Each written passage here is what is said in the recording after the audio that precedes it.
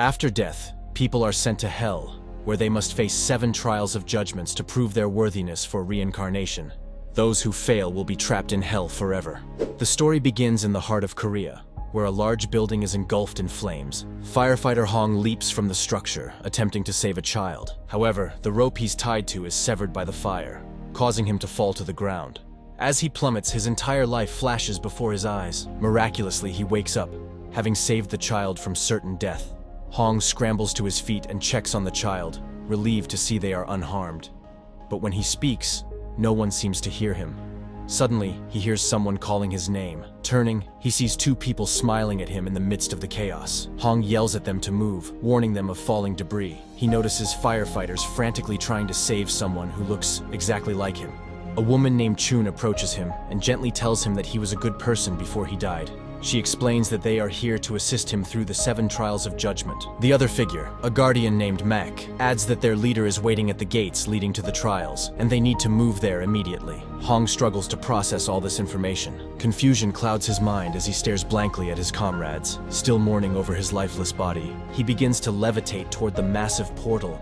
Hong screams, desperate, insisting that he's not ready to die. He begs to see his mother one last time. His voice cracks as he shouts for his mother, his pleas echoing into the void. The guardians, Chun and Mayak, are silently moved by his devotion. Even in death, his concern for his parents is undeniable. Soon, Hong finds himself in a new dimension, where thousands of souls are making their way toward the gates of judgment. There, he meets the guardian leader, Lim, a seasoned figure who has helped 47 souls reincarnate over the past century. Leader Lim looks at him with approval and congratulates Hong for living a life of goodness. Hong, however, looks away, saying that he is not a good person. When they enter the gates of judgment, the world around them shifts. They are suddenly transported to a chilling, nightmarish realm, unlike anything Hong has ever seen. The place, full of lava, is called the Mountain of Murder. Make is shocked by their surroundings, and immediately asks Hong if he's ever killed anyone in his life. Hong quickly denies it, insisting that he has never done something so terrible. But Lim explains that even causing someone's death indirectly, through inaction or neglect, is also judged in the trials. This could be the reason they're here. Hong then arrives at a large stadium where massive doors in the ground suddenly open, revealing a giant pit filled with lava. Inside, people who've been punished desperately try to climb out, but they are doomed to burn over and over, unable to escape the searing depths of flames. The prosecutors begin the trial by accusing Hong of failing to save one of his colleagues when he had the chance, which ultimately led to the man's death. They demand that Hong be made to suffer in the lava pit for 5 years to atone for his sin of not saving his friend. But Lim steps in to defend him, requesting a closer examination of what truly happened during the incident. Upon closer inspection, it becomes clear that Hong did try to save his colleague, but he couldn't lift the heavy stone trapping the firefighter. Realizing the hopelessness of the situation, his colleague urged him to leave and save those who could still be saved. Because of that decision, Hong was able to rescue 8 other people that night. Lim argues that Hong's heroism should be taken into account when judging his decision to leave his friend behind. After witnessing Hong's bravery in helping others, the judge decides to exonerate him of the charges and allows him to proceed to the next trial. Although Hong wins the first hearing, the reminder of his friend's death weighs heavily on him. He can't shake the guilt and pain. He also questions why the Guardians are helping him, as he doesn't believe he's a good person. It's then when Guardians reveal their own hidden agenda. They made a deal with the devil, known as Yomra. If they can help 49 souls pass through the trials and reincarnate within a century, they too will be granted the chance to become human again.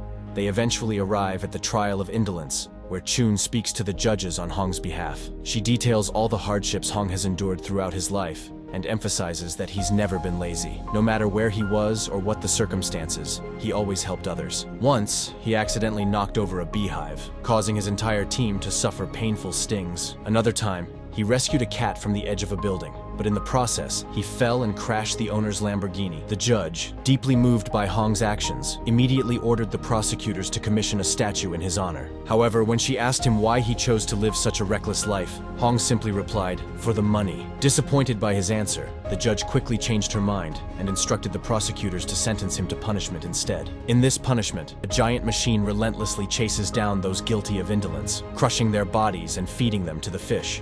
The Guardians, ever faithful to their defendant, rushed to his side, urging the judge to reconsider. They asked her to look more closely at the man's life. The reason he had worked so tirelessly for money was not out of selfishness, but because he needed to support his sick mother and his brother, who dreamed of going to law school. Hong worked so hard that he often neglected his own health. His desire for money, therefore, was not driven by selfishness. After understanding his true motivations, the goddess realizes that Hong is not guilty. His only goal was to support his family. With this revelation, the group quickly boards the boat that will take them to their next trial. As they set off, they are relentlessly pursued by a horde of hellish monsters. The Guardians draw their weapons and fight valiantly to defend the ship against the evil creatures. They manage to defeat many of the monsters, cutting them down in a flurry of strikes, but the leader is knocked overboard. He barely manages to cling to the side of the ship. Make, determined to protect the group, steps forward to defend the ship alone, giving his leader the chance to recover. In the final moments of the battle, Meg strikes a massive stone pillar, causing rocks to tumble down, creating an impassable barrier that prevents the monsters from following.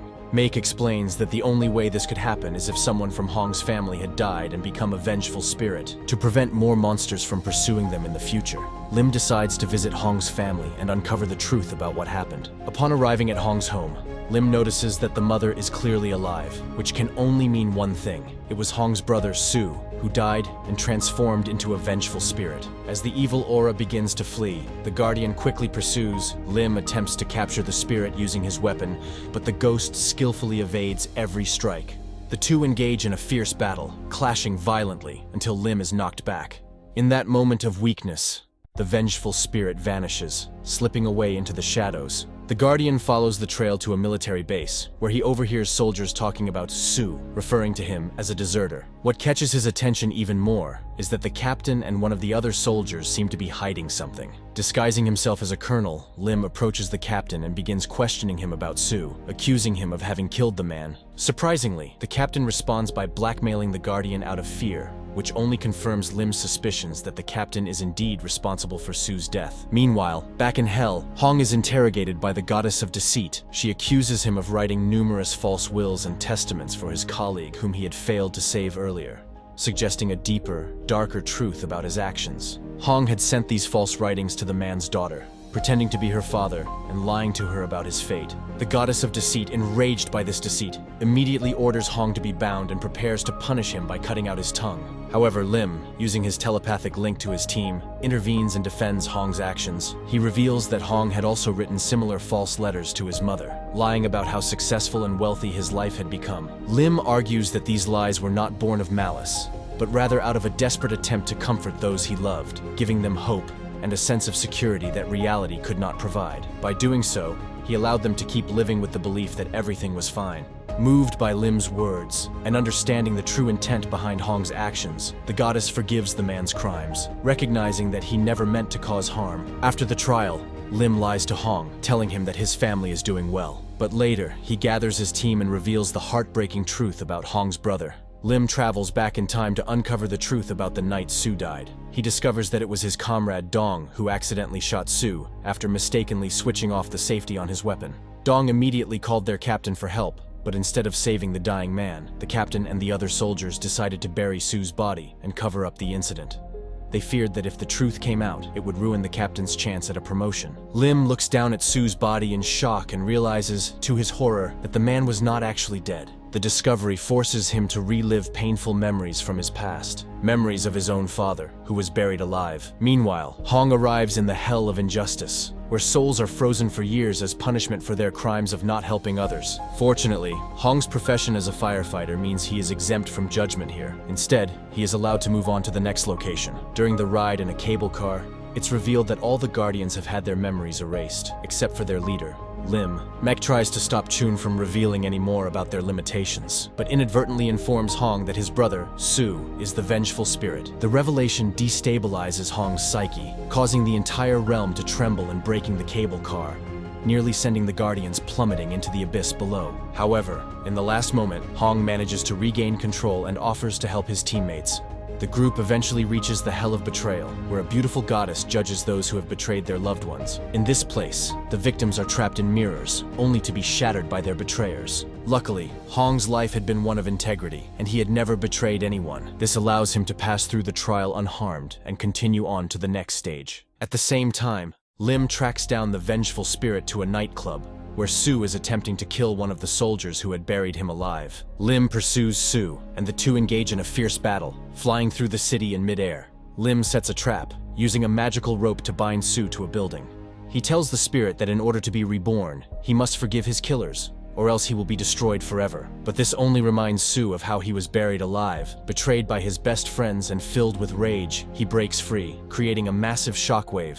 Meanwhile, Dong, racked with guilt, decides to reveal the location of Sue's body to the spirit's mother. He can no longer bear the weight of his conscience. The woman opens the map Dong provides, discovering the truth about her son's final resting place. Sue, from behind his mother, watches as she learns the truth. Sue then confronts Lim and tells the Guardian that he has decided to forgive Dong after witnessing the soldier's guilt and his decision to reveal the body's location to Sue's mother. Sue asks Lim to act as a medium so he can speak with Dong one last time, promising that after this, he will face the trials. Sue speaks through Lim and forgives Dong, urging him not to waste any more tears on the past. On the other side, Hong reaches the hell of violence, where he faces the trial of his own actions. He finds himself standing at the edge of a massive pit, and the only way forward is to jump into it. As he falls, he crashes into a large rock, and Mek and Chun land beside him. However, Hong loses his footing and accidentally knocks Mek and the others into freefall once again. In a desperate bid to save his teammates, Hong grabs hold of the girl and attempts to protect her, just like he did before his death.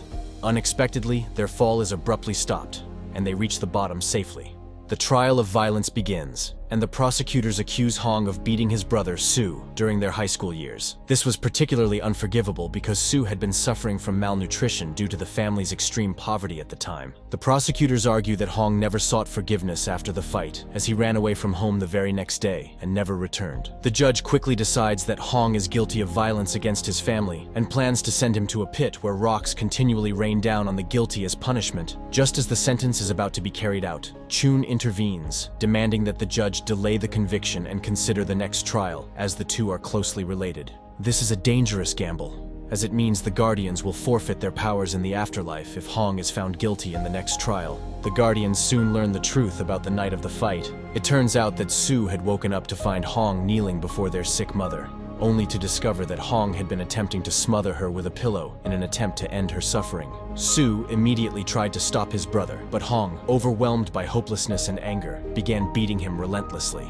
At that time, Hong had felt utterly trapped. His family was poor, and his mother was gravely ill. He saw no other way to end their suffering but through death. This is why he felt such deep guilt afterward and ran away from home, never returning to his family. After hearing the truth about Hong's past, the Guardians are filled with despair. With the final trial still ahead, there seems to be no hope for victory. At the same time, Lim is working desperately to bring Sue's spirit to his body so he can begin his journey toward reincarnation. When they arrive at the military camp, Sue is shocked to see his mother, who is pleading with the soldiers to take her to her son's body. The captain, upon noticing her, rushes forward, ripping her signs into pieces and shoving her to the ground, causing her to faint from the exertion. Sue watches in horror as his mother is assaulted by the man who killed him, and his rage erupts, his fury transforming him into the vengeful spirit he had been before. He throws Lim aside with tremendous force and unleashes his wrath, turning into a massive tornado that engulfs the entire military camp. The chaos he creates opens a portal to the afterlife itself, as the vengeful spirit throws everything around him in a violent storm. Lim struggles to save the soldiers caught in the storm, trying to prevent further death. Just as things seem hopeless, Mek charges through the portal into the living world. He tackles Sue with the force of a freight train, smashing a giant statue and stunning the spirit long enough for Lim to act. Taking the opportunity, Lim uses a magical rope to bind Sue, finally putting an end to the rampage and closing the portal. Meanwhile, Hong's trial begins in the hell of filial impiety, where King Yomra himself serves as judge. The king charges Hong with attempting to murder his mother and with the brutal beating of his brother in his time of despair. The king reveals a heartbreaking truth. Hong's mother had known about his attempt to kill her, but she had kept it to herself, silently bearing the pain. This revelation makes Hong's crime even worse in the eyes of the deity. King Yomra declares that Hong will be punished forever in this hell for the ultimate crime, attempting to kill the one who gave him life. But just as the judgment is about to be sealed, the entire realm shakes, and a voice calls out to Hong's mother. It turns out that Lim, using his powers, has allowed Sue's spirit to communicate with his mother in a dream. Sue apologizes for Hong's actions and tells her that his brother has worked tirelessly for 15 years, driven by guilt, to support their family after that night. To Lim's surprise, Hong's mother reveals that she forgave him long ago. She confesses that she too feels guilty for not being able to provide for her children. Hong, hearing this from afar, breaks down in tears, overwhelmed by the weight of his mother's forgiveness. Moved by this display of family love, King Yomra changes his judgment. The king acknowledges that the victim has already forgiven Hong, and with this act of forgiveness, Hong's punishment is lifted. The deity declares that Hong will be reincarnated, allowing him a chance at redemption. Hong bows deeply toward Chun, thanking the guardians for their help and guidance throughout his journey, before vanishing into the bright light that signals his rebirth. Back in the mortal realm, Lim makes the decision to bring Su as the 49th reincarnation to fulfill their agreement with the king. The guardians prepare to face their final trial in the hell of filial impiety. As they charge toward the demons guarding the path, they know that they must fight their way through to reach King Yomra, and that's where the film ends. Wow, this movie really blew my mind. I'd love to hear your thoughts on it in the comments. Also, a huge thank you to all of you for helping me reach 4,000 subscribers. This means the world to me. Feeling blessed and sending love to you all. Make sure to subscribe and turn on notifications so you don't miss a new video. Thanks for watching.